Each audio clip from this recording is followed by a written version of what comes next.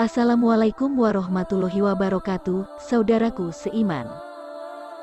Allah Maha mengetahui apa yang ada dalam hati kita, jadi cukuplah kita membaca bacaan sholat dalam hati saja.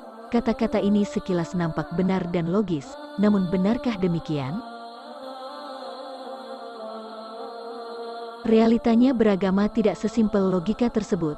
Sayyidina Ali pernah bertutur, seandainya agama itu dengan logika semata, maka tentu bagian bawah huf atau semacam sepatu lebih layak untuk diusap daripada bagian atasnya.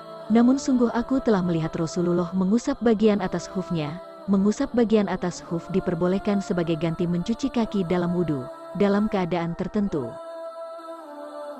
Dari perkataan Sayyidina Ali, jelaslah bahwa beragama tidak hanya berdasarkan logika semata, melainkan ada tuntunan yang jelas, yaitu Al-Quran dan As-Sunnah atau hadis. Upaya menggali hukum ijtihad dari Al-Quran dan hadis pun tidak bisa seenaknya.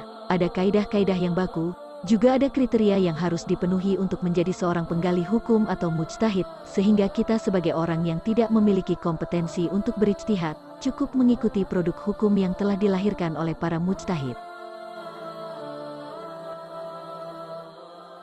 Mengenai permasalahan bacaan sholat dalam hati, Imam An-Nawawi menjelaskan dalam kitab Al-Azkar yang artinya, ketahuilah bahwa zikir yang disyariatkan dalam sholat dan selainnya, baik yang wajib ataupun sunnah, tidak dihitung dan tidak dianggap kecuali diucapkan, sekiranya ia dapat mendengar yang diucapkannya sendiri, apabila pendengarannya sehat dan dalam keadaan normal, atau tidak sedang bising dan sebagainya. Jika kita telaah berbagai literatur fikih, kita akan menemui kebanyakan fuqaha atau para ahli fikih membagi rukun sholat menjadi dua bagian, yaitu rukun fi'li atau pekerjaan badan, dan rukun qauli atau ucapan.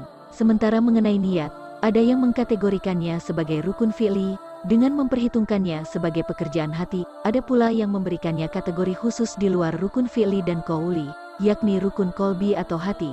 Dari semua rukun sholat, hanya niat yang tempatnya di hati. Pendapat ulama ini diantaranya bersandar pada penggalan firman Allah Ta'ala yang artinya, dan janganlah engkau Muhammad mengeraskan suaramu dalam sholat, dan janganlah pula merendahkannya, dan usahakan jalan tengah di antara kedua itu. Al-Isra 110. Juga sabda Rasulullah yang artinya, tidak sah sholat bagi orang yang tidak membaca Al-Fatihah. Hadis riwayat Bukhari dan Muslim. Dari ayat tersebut dapat kita pahami, bahwa Rasulullah diperintahkan untuk bersuara sedang, tidak lantang dan tidak pelan. Sementara di dalam hadis, dengan gamblang dikatakan bahwa sholat tanpa membaca Al-Fatihah tidaklah sah. Yang perlu digarisbawahi, bahwa bacaan Al-Quran itu harus diucapkan. Dr. Sadi Abu Habib, dalam kitabnya Al-Qomus Al-Fiqih menjelaskan, makna dari qiraah secara umum, kemudian secara spesifik memberi makna membaca ayat Al-Quran, membaca buku atau kitab, mengikuti atau mengobservasi kalimat demi kalimatnya, dengan melihat atau mengucapkannya, atau mengikuti kalimat demi kalimatnya tanpa mengucapkannya, membaca ayat Al-Quran, mengucapkan lafal-lafalnya, baik dengan melihat ataupun dengan menghafal.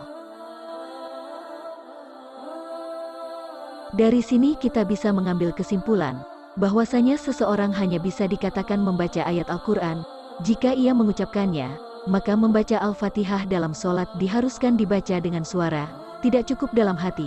Hal ini berlaku juga bagi bacaan-bacaan yang merupakan rukun sholat seperti takbiratul ihram, ataupun bacaan rukun sholat yang lainnya.